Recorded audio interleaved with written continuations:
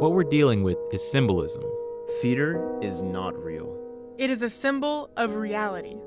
The connection made between the actor and the audience. Audience is always unique. That is the power of theater. The ability to transform our imagination into living art. It is a human need to be told stories. We need to tell stories to each other about who we are, why we are, where we come from, and what might be possible. Have you ever stopped to think about what theater is? What we do, how we do it, and why we do it? Have you talked to Bill about Mackinac yet? Not yet. Well, you might want to jump to that as soon as you can. And you might want to talk about what theater is as well. Why? Well, because not a whole lot of people know what theater truly is because they're always on the receiving end. And there's a lot of theater and dance majors who don't have the technological experience, so they find it hard to market themselves. Yeah, that's true. We read to know that we are not alone. It could be said that we go to theater to prove that we are not alone. There were no third-class passengers allowed to attend first-class services. This woman was not on the Titanic.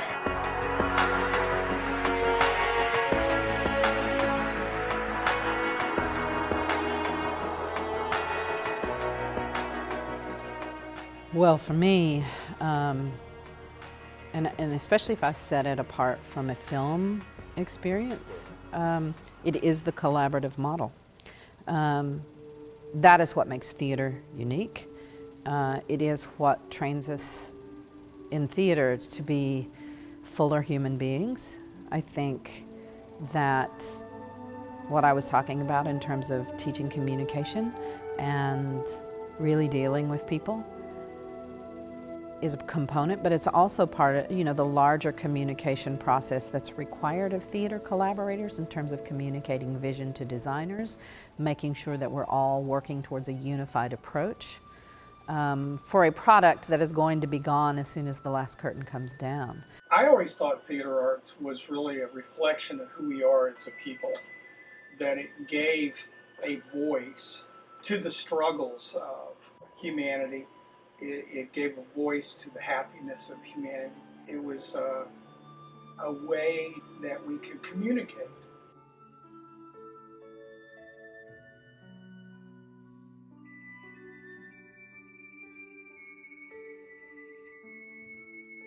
Here's what we know about theater, right? We know the parts of theater. We know that theater has something to do with storytelling. We know that theater has something to do with acting out stories, right? Which means it involves pretending to be other people or other beings, right? We know that theater usually involves some kind of heightened speech, which can cross over into song, right? And we know theater is about aestheticized movement, right? If it's not outright dance, then it's still like movements that have been chosen, decided upon, that are pleasing to the eye. That still doesn't tell us what theater is. That just tells us the components of theater. That somehow there's story, somehow there's poetry, somehow there's music, somehow there's dance, somehow there's acting. These are the parts of theater. This is really important to understand because a great French theater theorist, who was also a madman, said that theater is no thing. Right? And I think that this is very, very true. It isn't a thing. It is what we do with our awareness of being here. Only humans make theater. Other kinds of critters like do performance, right? And usually they're connected with like mating or protecting territory or something, right? They will show off to each other in some way. But we actually act out being here to each other. If you sing a song, it's a song about experience. If you dance, you usually dance some experience, even if there is no story, right? And in theater, usually we tell a story. We don't have to tell a story, but we are signaling to each other some things that we feel or have observed about being here. So when you ask me, what is theater, right? To me then, I have to say, it isn't actually an art. It's a way about talking about being, just existing, just being human. We don't have the chance to edit it down to a crystallized version that works. It's got to work because we're all working at our best on that particular rehearsal or that particular performance. That, that very intangible, mystical connection, the theatrical experience, is something that I think that all of us think about that make theater. Are we communicating in that intangible connection?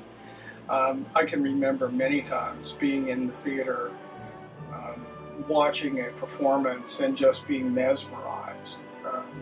One very particular instance was on Broadway, Perestroika, and I was just mesmerized, and it went on for 3.5 hours, and it could have gone another 3.5, and I would have been perfectly happy. That's a tough question, and I think what is theater to someone will constantly change. In essence, theater can be a metaphor for anything. Theater is just a playing ground. I think it's the concept of play. It's the concept of story. It's the concept of just life in general. It's also a representation of just the things that we can do. And theater is reality. Theater is what you see around you. It is being able to connect to a person beside you and understand what they're thinking and relate and have empathy towards them. It is able to have a conversation and not only just listen, but completely and fully commit yourself to this conversation, participate, make a statement, be an influence on this person. And then theater the same way towards the audience. Do you mind if we go around and say what we're all grateful for? Ooh, yeah. My boss finally found out that I'm from Queens, so now he stopped asking me what his lucky numbers are.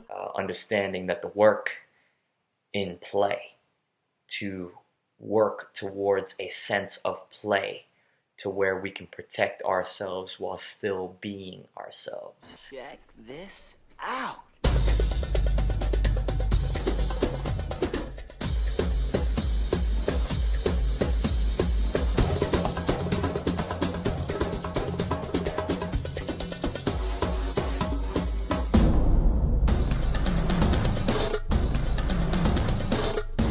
Feel the beat.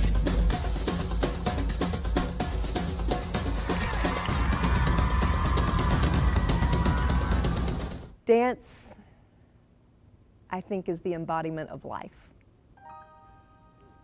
It is. It is. And I think as an art form, dance uses highly trained, highly skilled artist athletes, which is amazing and unique to dance, to transcend everyday life and let us really explore the human condition. Dance is somewhat unique in that we are so physical, but yet so academic, if you will. So, we're in our heads, we're in our bodies, and it's not one or the other. And it's really a marriage of the two. So, if you let me get on my soapbox, which is why we need it in every school, everywhere. We need to be using dance for all its abilities, because I think it really does help. It can rewire the brain. You're connecting the body and the mind in ways that go deeper than just about anything else. I don't know, it's a delicate question, I think. of why one would choose to dance or act. I mean, for me, and for many others, I have to. So when I get asked the question, what is dance? For me, the first word that comes to my mind is passion. It is something that I feel like you can't do well if you don't have passion for it. It is expression, and for me, it is the way that I get through my day or my week or whatever. I mean, of course, there are those weeks when I don't want to dance at all, but it's something I always come back to. It's something that if I'm not doing it, I feel like I'm missing something. It is a way for me to go into the studio and forget everything that's going on outside. It's just kind of like a healing process, meditation, whatever you want to say. It helps me get through whatever I'm going through in my personal life. And it's always there. It's never, unavailable. It's constantly there, and you can get in contact with that whenever you need to. The end. The end. Bam! That's what dance is. Dance is life. It is my life, right? But I think it's an important part of everyone's life, and I think too many people shove it aside at a certain point and don't continue letting it be part of their lives.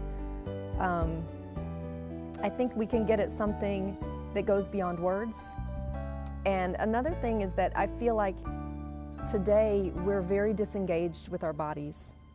I feel like, our bodies are just these things that carry our brains around that do everything, but we don't connect the two. So we live in these cyber worlds, we live on social media, all these other things. We have these whole realities that aren't physical.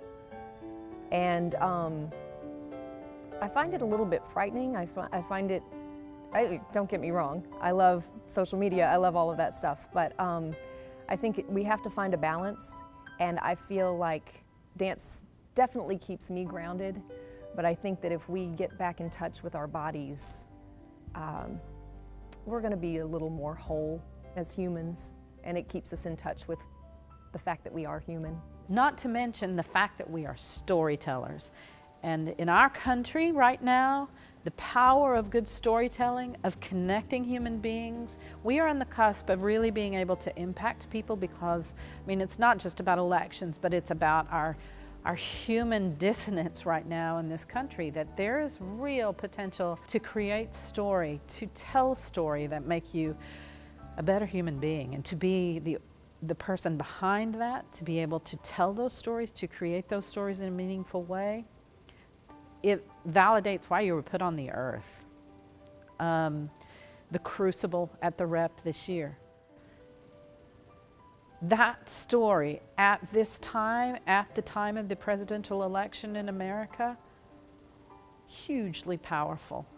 And I could go on about that. But why the Crucible was created in America to begin with, why Miller Road in the face of McCarthyism, to have that on the stage right now, I sat in that audience and I said to myself, this is why I do theater.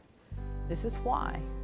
And to be able to pass that along, it's worth being human for. Bill Marshall, as an artist and a scholar, has always seen theater as a way of knowing. Each set, each production, each design has really been a reflection of who we are.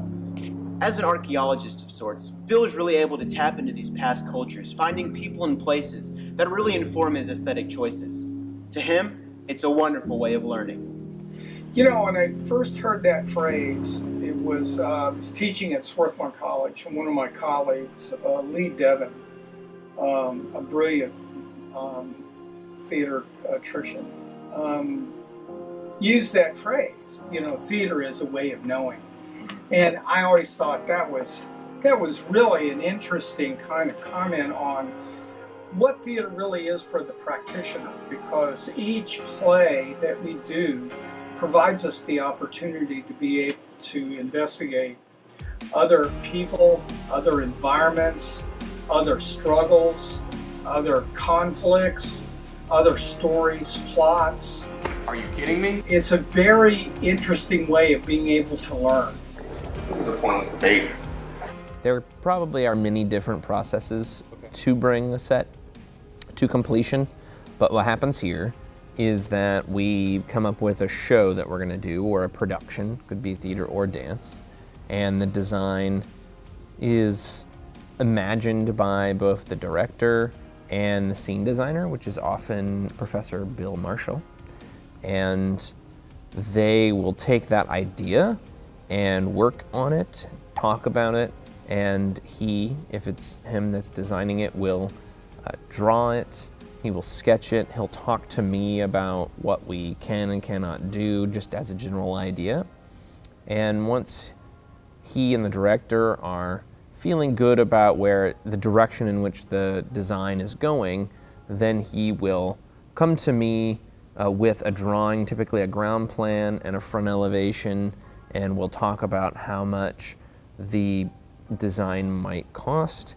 And then when that number comes back, and it's either high or low, if it's high, we start making cuts. And using his drawings and the renderings, those figures that I come up with will help us kind of either trim things, or maybe even we'll add something or change a little bit how the design is made, and from there I'll start making it. All of this world is black because this is taking place in our Black Box Theater, Hayslip Theater. So it's really a challenge to try to put a theater, I mean a real motion picture theater, in our Black Box Theater. So you're kind of building, the irony of this is you're building a theater in a theater. The journey is important to me now. There's no guarantee, no matter what. We get one run in life. As one of the performing arts, theater has its own characteristics, its own coherence, quality, integrity, and its own language. Sometimes goofy, as when down is in and up is out, but mainly the terminology has evolved to clarify directions for the actor and to instruct the operation of the theater mechanism. However it evolved, the language of theater is unique.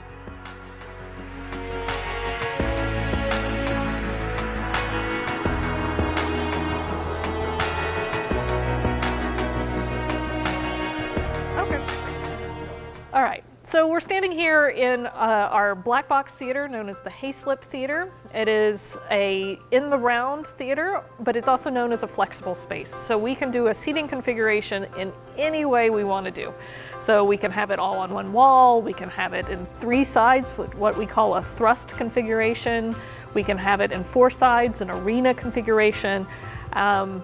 Anything that our imaginations want us to do, we can have the audience sit there.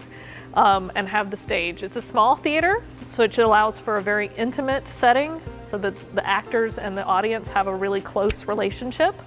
It's fairly simple in its technical needs. We have, as you can see, just an open space where we can put anything that we want to do.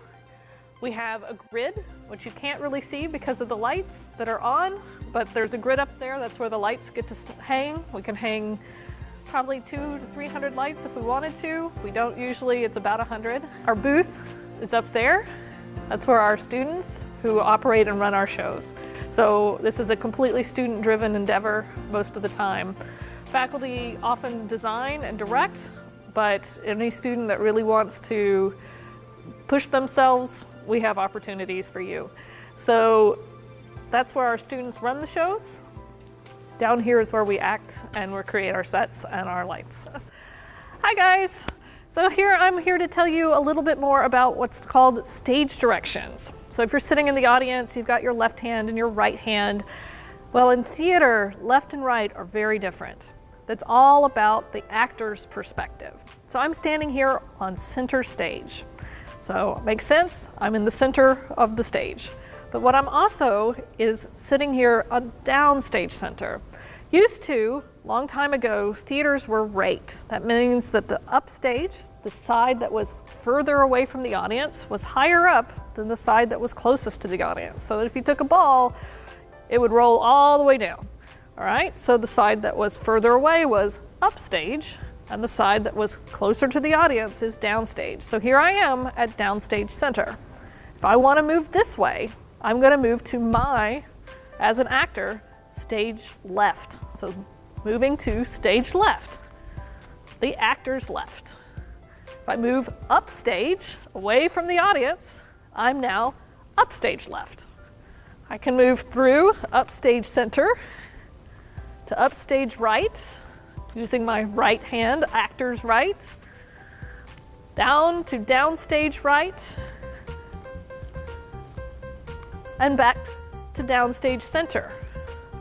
We also have what's known as center center, which is in the middle of the stage, center right and center left. And those are the main cardinal directions of the stage. And again, they would be the opposite of what you in the audience would be seeing, because this stage right would be on your left side.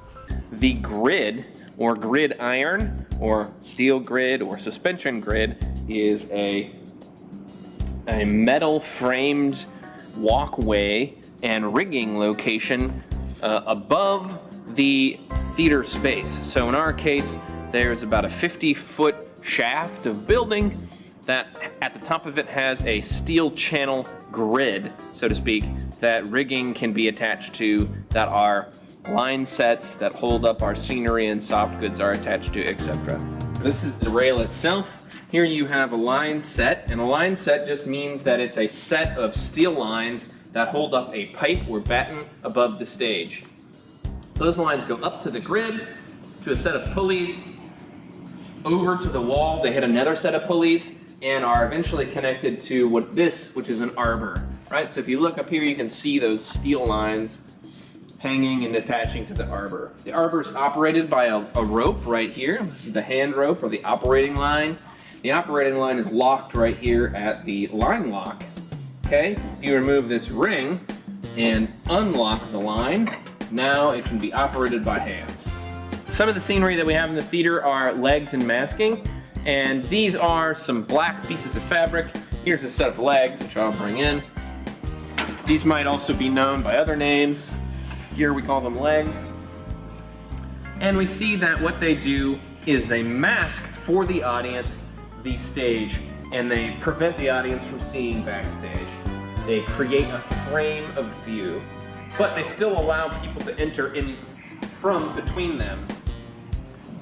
The movement of those curtains is made possible by the fact that the weight of the curtains themselves have been countered by steel weights placed on the arbor. This is the exact same principle as a balance beam scale, in which we have weights on one side and the object you're weighing on the other. You make them even so that the scale balances. We do something very similar in that we hang the legs on the pipe, the batten, and then we put the weights on the arbor to make them balance so that they can be operated with as little force as is necessary, although you still have the friction of all of the moving parts as well as the weight of the cable. Cyclorama, which I mentioned earlier, is a large white piece of fabric which is suspended across the back of the stage. These can be curved, they can be straight, they can be portions of one, etc. And they're used in lighting. That light is cast upon the cyc to create various different lighting effects. It is a hung piece of scenery in our theater, and it's located over here. I will bring it in, along with the scrim, which is another specialty piece of scenery. Okay, scenery moving up stage. Thank you.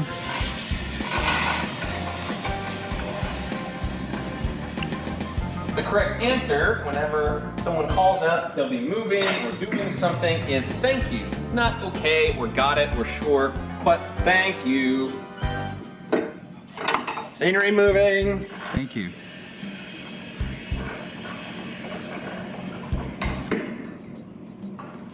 Okay, here we see the two pieces of scenery that we just discussed. We have the cyclorama, which is the white one, which is in the back, and we have the scrim, which is the black one in the front.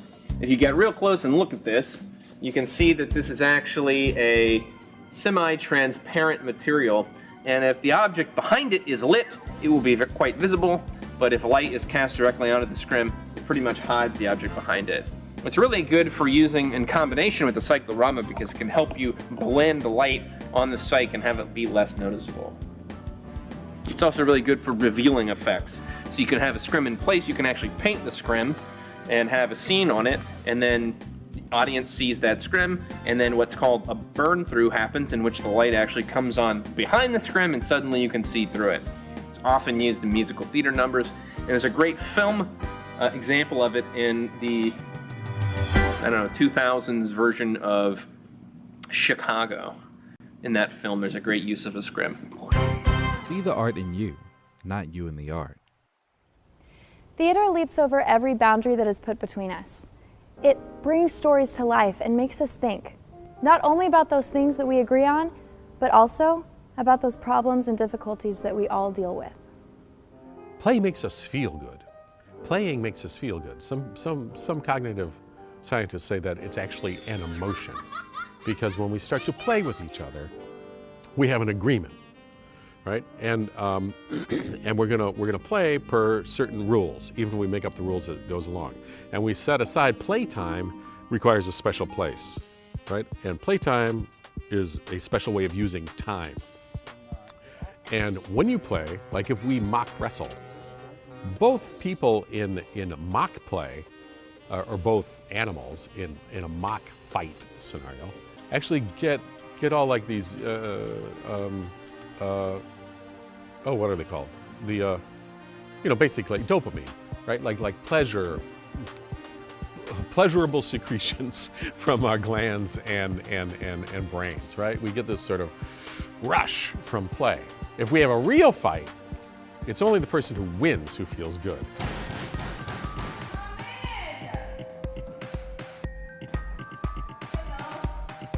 If we have a real, this thing, or a real that thing that involves conflict, it's only the person who comes out on top who gets that dopamine surge, feels good. So play is really important because no matter which way the game goes when you're playing, you're gonna feel good. Well, I was drawn in many, many moons ago, so at that point in my life, what drew me into dance was that one Christmas, my sister was getting all this ballet stuff and all this, little cute hair barrettes and little things to wear and all this, and I got piano books. And while I enjoyed tinkering around on the piano and picking out songs on my own, I was not a piano person. That was just not where my passion was. And so, I don't know, I jokingly say that it was because I realized in that moment that I was not a piano person, I was a dance person. But at those early stages, I think it was the magical fantasy of the ballets, because I was a ballet dancer before anything else, that you go off into this world and it was, you just get swept up in it.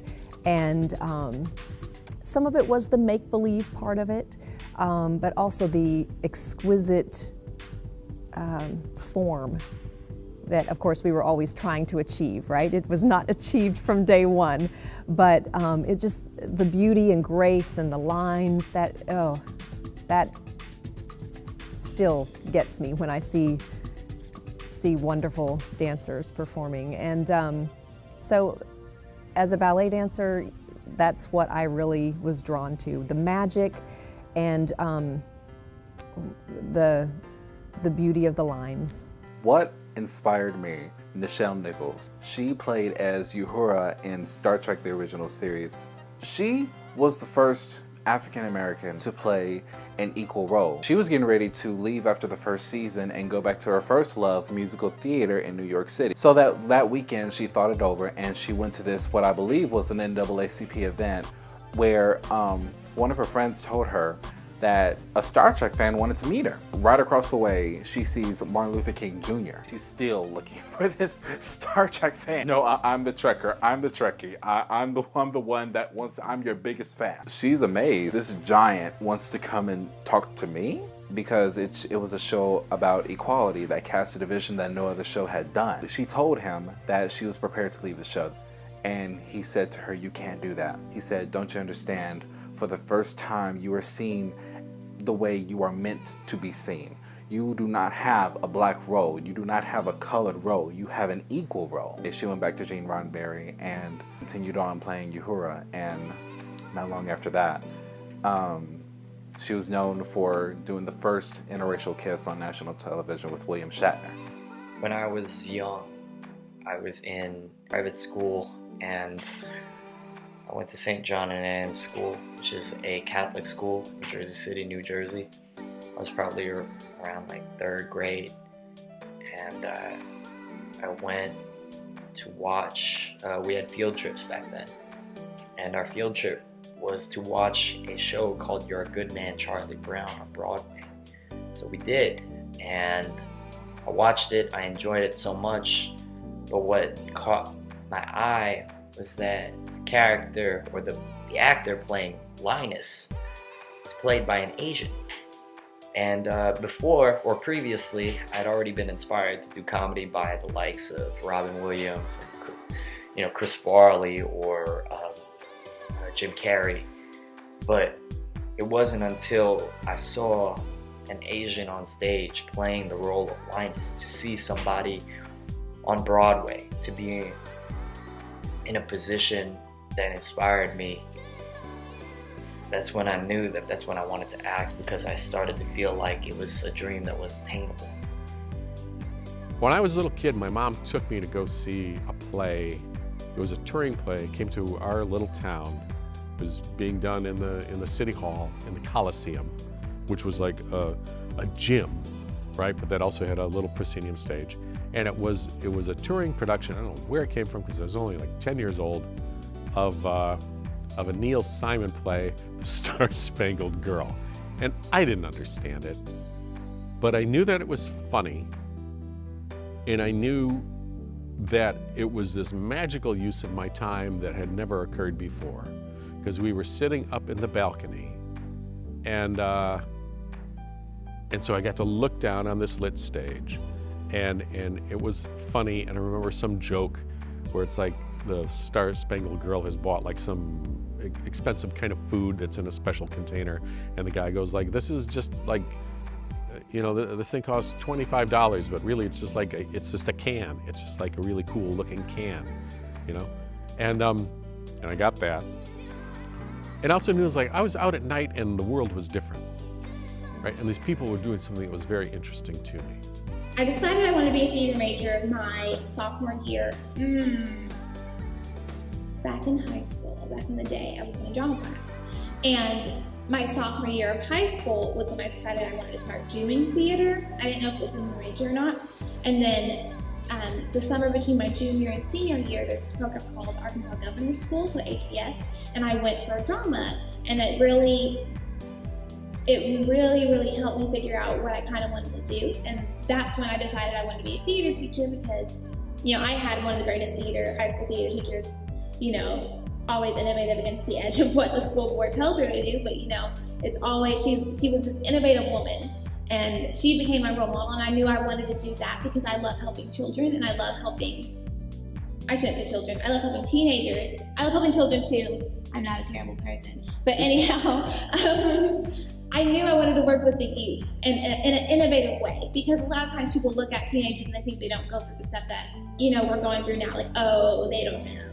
Y'all know what you're complaining about. When you come from an inner city, like the school that I went to, these kids are going through things that adults don't go through, and the only way that I could ever think to help is to give them an outlet besides like therapy and besides like basketball, like things that people expect that inner city African American students in general will do. And there's theater, and theater is medication. It's the things that help people get through things. And that's when I decided I wanted to be a theater teacher.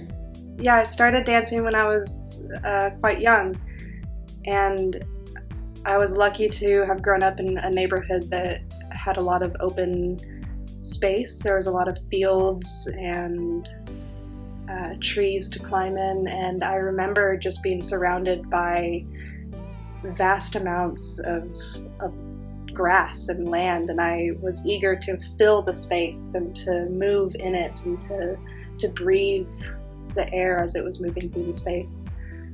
And And that was kind of a special moment in my childhood that has stayed with me as I've learned dance techniques. The theater performance I quickly learned was a different way to be in the world.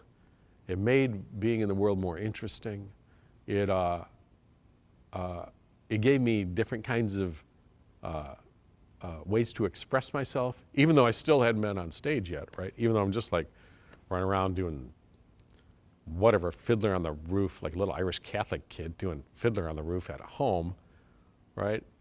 It was still, it was a release that was very different from how my home really was. Art is the signature or reflection of our civilization. You need to know your heritage in order to take a step forward and become a mature citizen of a democracy.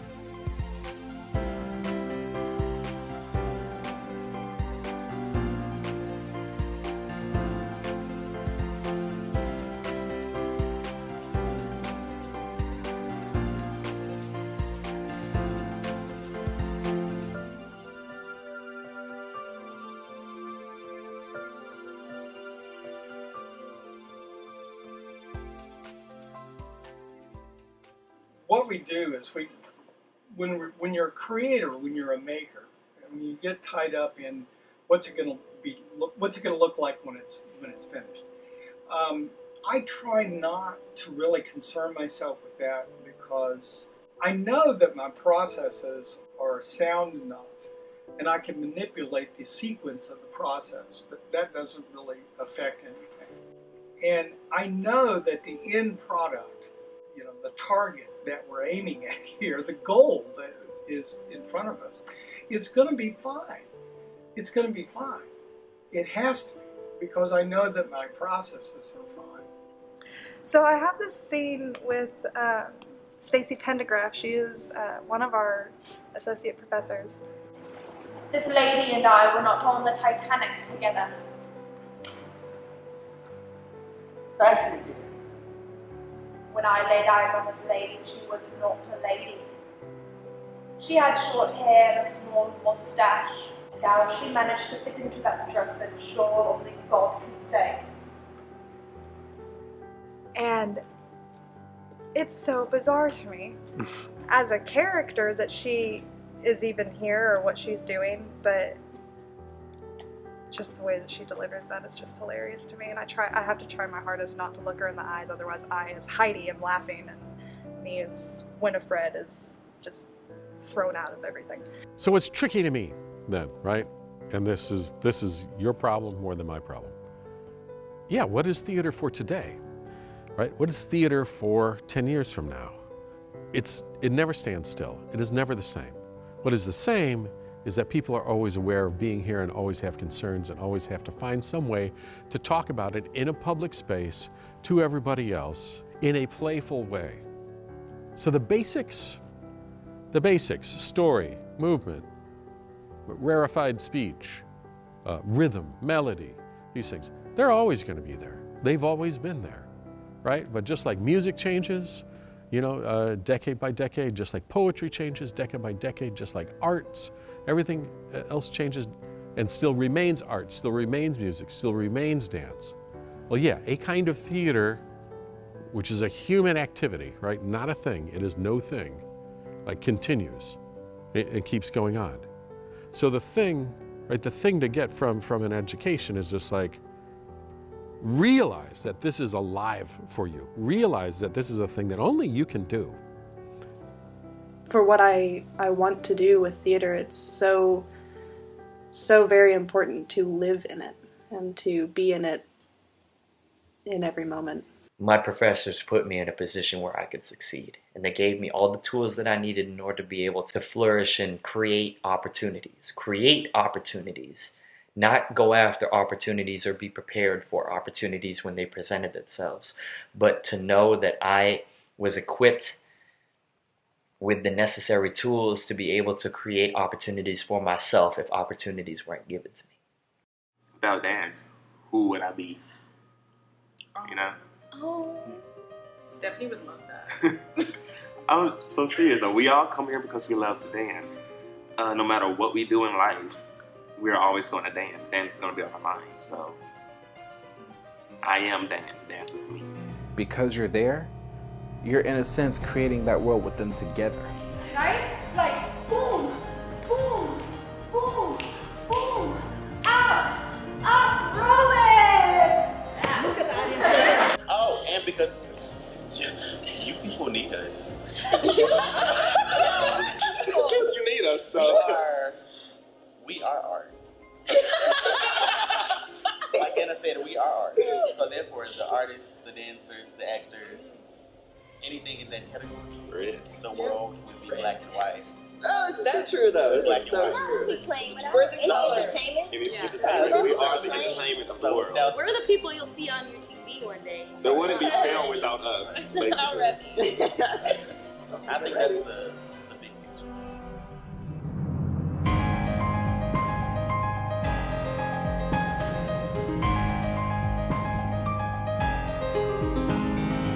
No confusions, no mistaking it for the Lusitania or the Andre Dorio. There is no darkness to those eyes. There is no horror, no awe, no love. If you could buy the right to do this, bring her to this place, interrogate her, frighten her, take whatever liberties you want.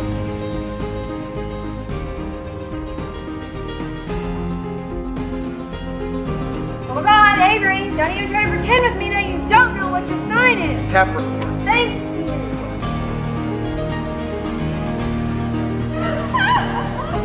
The path of the righteous brother is beset on all sides of the tyranny of the weak. Not how it goes. And some girls are bitches who pretend to be witches, huh?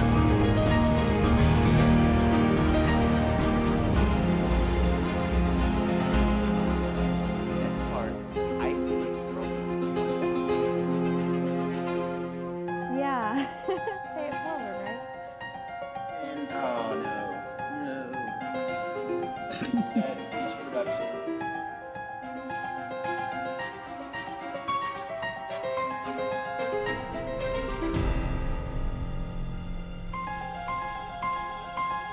The Department of Theater Arts and Dance at the University of Arkansas at Little Rock creates a safe, rigorous environment For students like myself to take risks, broaden our imaginations, and discover our unique place and purpose in the world.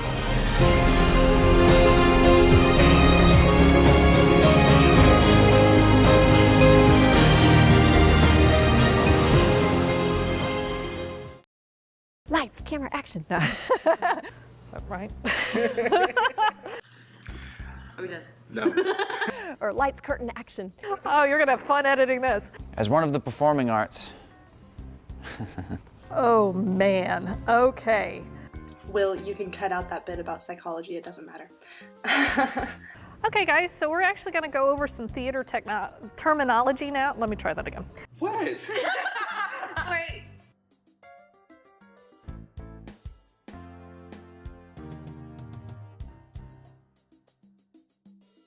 Its own coherence. This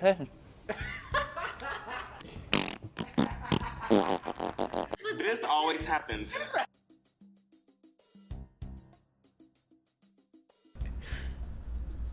I'm sorry. Really informed. No, that's the wrong one. What are you talking about? Continue. Once I get there, I forget the line.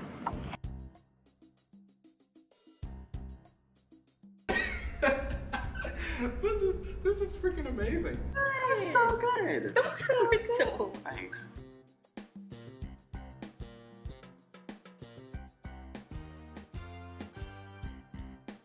Theater is a way of learning.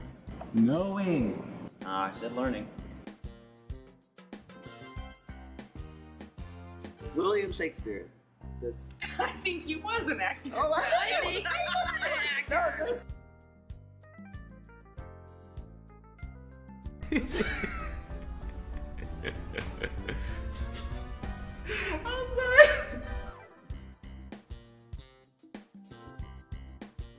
only ate 2 Tootsie Pops. Who like them too? Give me the brown because no one likes brown. Will.